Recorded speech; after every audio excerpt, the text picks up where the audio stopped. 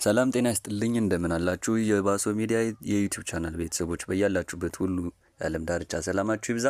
አጫጭር ዜናዎችን በማንበብ ጀምራለሁ፣ አብራችሁን ቆዩ። የኬንያ መንግስት ለፕሬዝዳንት ሙሴቪኒ ባህር ኃይል ፍላጎት መልስ ሰጠ። የዩጋንዳው ፕሬዝዳንት ዮዌሪ ሙሴቪኒ የባህር በር እንደሚያስፈልጋቸው መግለጻቸው ይታወሳል።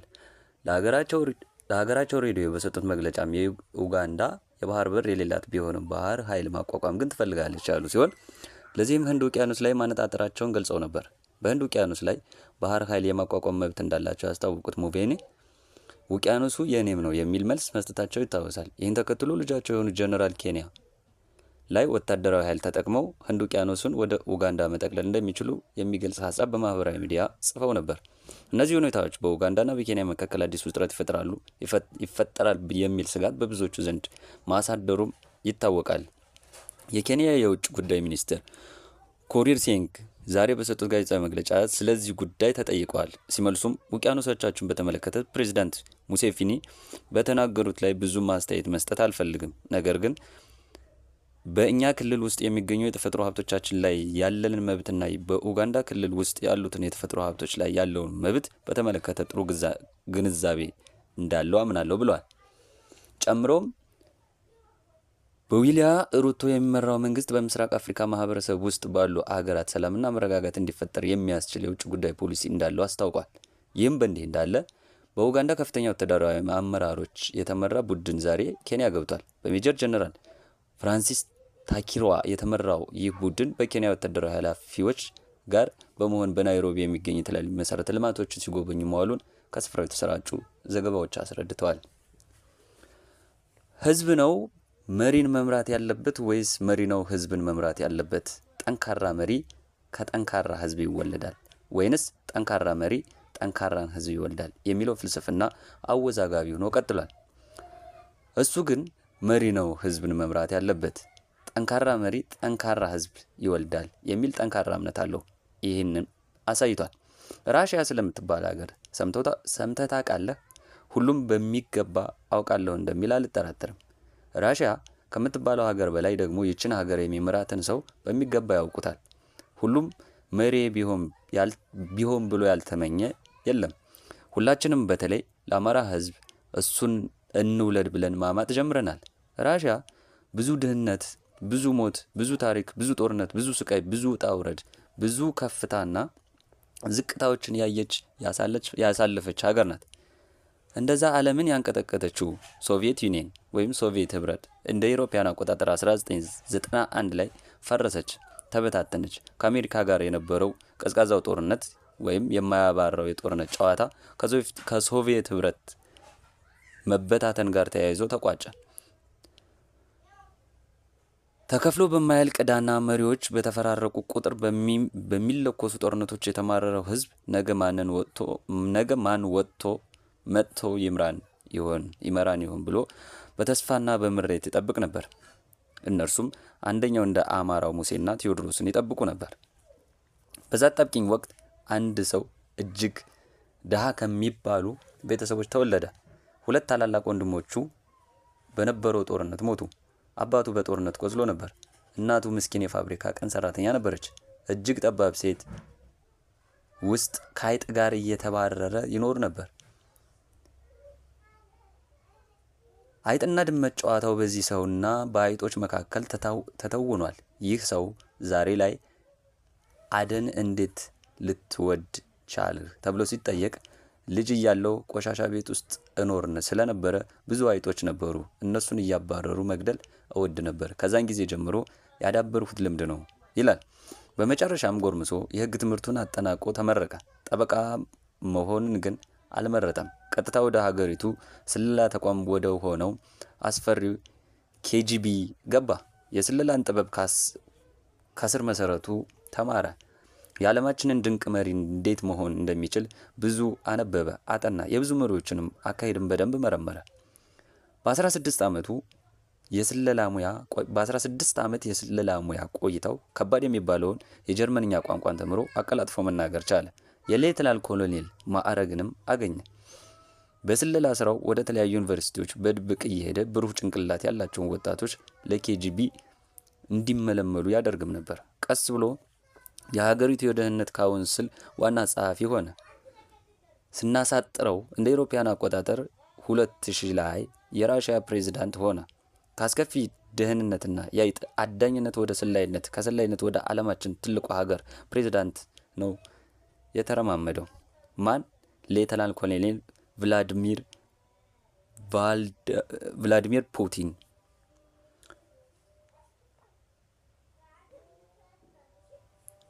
አስፈሪ ነው። ፊቱ አይታይም። ግርማ ሞገሱ ከፍ ያለ ነው። አይደለም ለማውራት አጠገቡ ለመቆም እንኳን ብዙ መሪዎች ይንቀጠቀጣሉ። ጸዴ ነው። ፈርጣማ ነው። የወንዳ ወንድነት ጥግ ነው። ካሪዝማው ገዳይ ነው። በጁዱ ስፖርት 8ኛ ዳን ላይ ደርሷል። ወደ ስልጣን ሲመጣ ተበታትና ከነበረችበት ከፍታ ወርዳ እዳ በእዳ ሆና እና የህዝቦቿን ስለንቦላ ላሽቆ 9 ዓመታትን ከተቆጠሩ በኋላ ነው ቤተ መንግስት ሲገባ። ብዙም ሰው አያውቀውም። ስልጣን በመያዙ ደስተኛ የነበረው የህዝብ ቁጥር 2% የሚሆነው ብቻ ነበር። ብሔርተኝነቱ ጽኑ ነው። ከዘቀጠው የኑሮ ደረጃ ራሽያን ዛሬ ካለችበት ከፍታ ማማ ላይ ሰቀላት። በእሱ አስፈሪነት ራሽያ እጅግ አስፈሪ ሀገር ሆነች። ለዚህ ነው ይህ ጀግና ሰው መሪ ህዝብን ይመራል፣ ጠንካራ መሪ ጠንካራ ህዝብን ይወልዳል ብሎ የሚያምነው ያመነውንም ያደረገው። ይህ ሰው የሀገሪቱ ፕሬዝዳንት ከሆነ ማግስት ከፍተኛ የፖሊሲ ማሻሻያዎችን አደረገ። ሀገሪቷን ከዓለማችን ዋነኛ የነዳጅ አምራች ሀገሮች ተርታ አሰለፋት። 70% የሚሆነውን ህዝብ መካከለኛ ገቢ ያለው ሆነ። ኢንቨስትመንቱን ለማበረታታት ታክስ በከፍተኛ ሁኔታ ቀነሰ። የህዝቡ የመግዛት አቅም ጨመረ። የሀገሪቱ ዋና ከተማ ሞስኮ የዓለማችን ቁጥር 1 ብዙ ቢሊዮነሮች መገኛ ሆነች። የሀገሪቱን ኒውክሌር አቅም አሳድጎ ራሽያ የዓለማችን ቁጥር 1 ኒውክሌር ክምችት ያላት ሀገር እንድትሆን አደረገ። የሀገሪቱ አጠቃላይ ጂዲፒ ወደ $4 ትሪሊዮን ደረሰ። የህዝቡ የነፍስ ወከፍ ገቢ $28,000 አለፈ። በአውሮፓ አንደኛና በዓለም ሁለተኛ መሆን የቻለ የሀገር መከላከያ ገነባ። የሀገሪቱን ስራ አጥ ቁጥር 4.5% ብቻ ሆነ። ራሽያ ከዛው ሁሉ ዕዳ ወጣ። የዓለማችን ትንሹ የውጭ ሀገር ዕዳ ያለባት ሀገር መሆን ቻለች። ለ3 ተከታታይ ዓመታት በፎርበስ ጋዜጣ የዓለማችን ተጽዕኖ ፈጣሪ ሰው መሆን ቻለ። እሱ ወደ ስልጣን ሲመጣ ደስተኛ የነበረው 2% ህዝብ ወደ 86% ማድረስ ቻለ። ህዝቡ ስለ ፑቲን ሲናገር ሀገር ወዳድ ነው፣ ለሀገሩ ሟች ነው፣ ክብራችንን የመለሰው እሱ ነው፣ የሀገር ፍቅራችንን የጨመረው እሱ ነው። አብዛኛው ራሽያዊ በሱ ምክንያት ለሀገሩ ለሞት ዝግጁ እንዲሆን ሆኗል። የምዕራባውያኑን ተጽዕኖ መቋቋም ችሏል፣ ክብራችንን መልሷል ይላሉ። የሰውየው ስብዕና ገራሚና አወዛጋቢ ነው። ሲፈልግ ባህር ውስጥ ሰምጦ ከዶልፊኖች ጋር ሲዋኝ ታገኘዋለህ። ሲያሻው ጫካ ገብቶ እንስሳት ሲያድን፣ አሳ ሲያጠምድ ልታየው ትችላለህ። ደስ ሲለው ራቁቱን ፈረስ ይጋልባል። የበጎ አድራጎት መድረኮች ላይም ሄዶ በዛ አስፈሪ ካሪዝማው ጠብሰቅ ያለ ንግግር ያደርጋል ተብሎ ሲጠብቅ ለታዳሚያን ፒያኖ እየተጫወተ ሲዘፍን ታየዋለህ። ስለ ግል ህይወቱ ማንም አያውቅም። ከተፋታት ሚስቱ የወለዳቸው 2 ሴት ልጆቹ የት እንደሚኖሩ አያውቅም። የኮሌጅ ትምህርታቸውን ሳይቀር በፊክስም እና ማንነት ተምረው እዛው ራሽያ ውስጥ ማንም ሳያውቃቸው እንደጨረሱ ይናገራል። ስብሰባዎች ላይ ሁሌ ከተባለው ሰዓት አርፍዶ ይመጣል። የእንግሊዟን ንግስትና የካቶሊኳን ጳጳስ ሳይቀር 1 ሰዓት በላይ አስጠብቋቸው ወደ ስብሰባ የመጣ ደፋር ሰው ነው። ሰላይ እንገናኝ የተባለበት ሰዓት ላይ አናቷ ላይ አይመጣም። በዛች ሰዓት ምን እንደተጠነሰሰለት አይታወቅማ። ጌታዬ ጀግናው ያለውን ያደርጋል፣ ያቀደውንም ያሳካል። እሱ ካስቀመጣት መስመር 1 ኢንች ውልፊት ማለት አይቻልም። ህዝቡን ይመራል እንጂ ህዝብ አይመራው። የመንግስት ኃላፊነት የህዝብ መጠጫ ብርጭቆ ውስጥ ማር ማንቆርቆር ብቻ ሳይሆን አንዳንዴም የሚመር መድኃኒት መክተት ይጨምራል በሚል ንግግሩ ይታወቃል። ምን ማለት ነው? ከሚሪንዳነት በስተጀርባ አንዳንዴም ጎምዛዛ መሆን እንዳለባቸው እያስተማራቸው ነው። ሚሪንዳ ስትሆን ማንም እያነሳ ይጨልጣል። ግራዋ ከሆንክ ግን ማንም አይደርስብህም። ግራዋ ሁን። ሀገርን ብትክድ፣ ህዝብህን ብትጎዳ፣ ብሔርተኝነትህን አሳልፈ ብትሰጥ አሟሟትህ ሳይታወቅ ትሞታለህ። ሰውየው የሚያስገድልህ እጅግ በረቀቀ መንገድ ነው። ራዲዮ አክቲቭ ሳይቀር ሊጠቀምም ይችላል። ሲጠቃለል ፑቲን በብዙ መለኪያዎች እጅግ በጣም ከባድ ሰው ነው። የወደቀችውን ራሽያ ከፍ ያደረጋት ሰው ነው።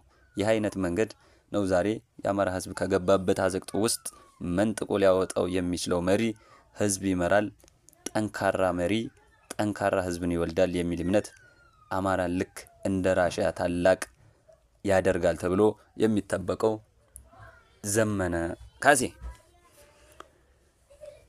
ከአበበ ብርሃኑ አዶናይ የተባለው ቲክቶከር እንደ ሰው ብዙ ጉድለቶች ያሉት ሰው ቢሆንም በእኛ ሀገር ደረጃ እንኳን የሌለን ነገር ያሟላ ቀድሞ የነቃ ወጣት ነው የሚያስብለው ነገር አለ።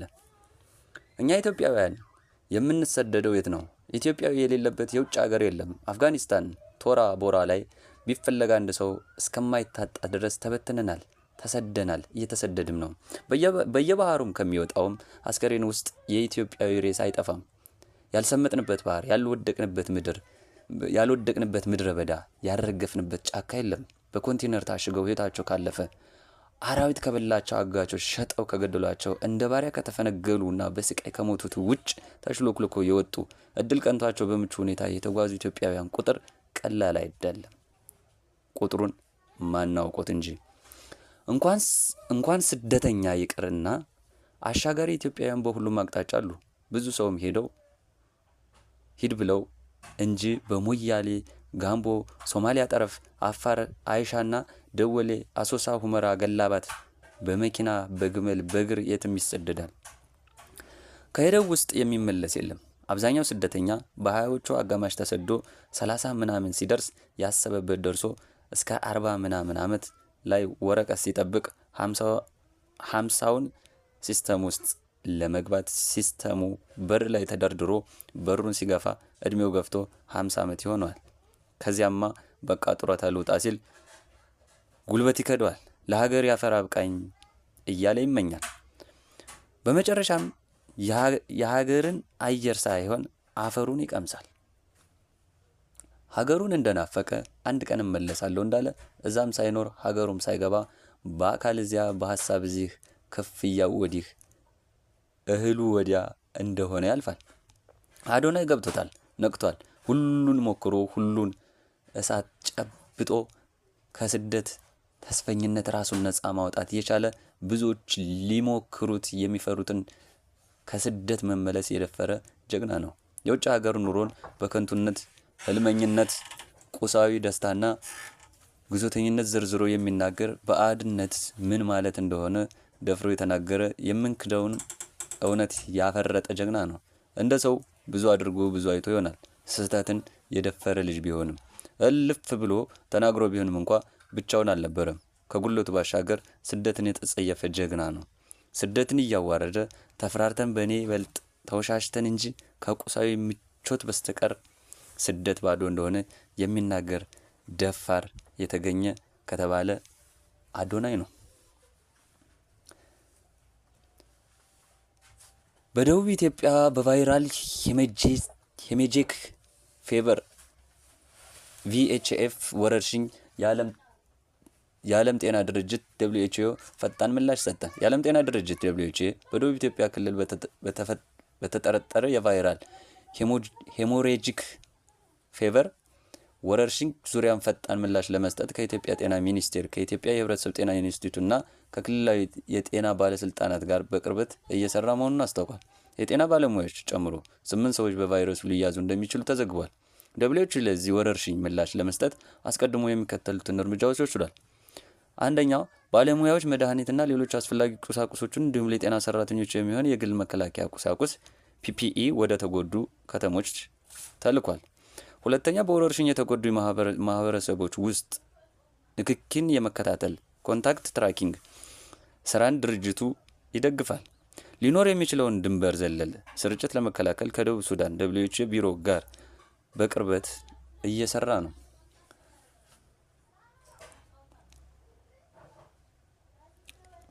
ሶስተኛ ሊኖር የሚችለውን ማለቴ ይቅርታ፣ አራተኛ የዓለም የጤና ድርጅት ዳይሬክተር ዶክተር ቴዎድሮስ እንዳስታወቁት ለአስቸኳይ ድጋፍ እንዲውል 300,000 የአሜሪካን ዶላር ከደብሊውኤችኦ የአደጋ ጊዜ ፈንድ ለኢትዮጵያ ተለቋል። ድርጅቱ እንደ አስፈላጊነቱ ድጋፉን ለማሳደግ ዝግጁ መሆኑንም ገልጿል። የደብሊውኤችኦ ኃላፊዎች የኢትዮጵያ ጤና ባለስልጣናት መረጃውን በወቅቱ በማጋራታቸውና ፈጣን ምላሽ በመስጠታቸው ምስጋናቸውን ያቀረቡ ሲሆን የዓለም የጤና ድርጅት በሙሉ እንደማይለያቸው ቃል ገብተዋል።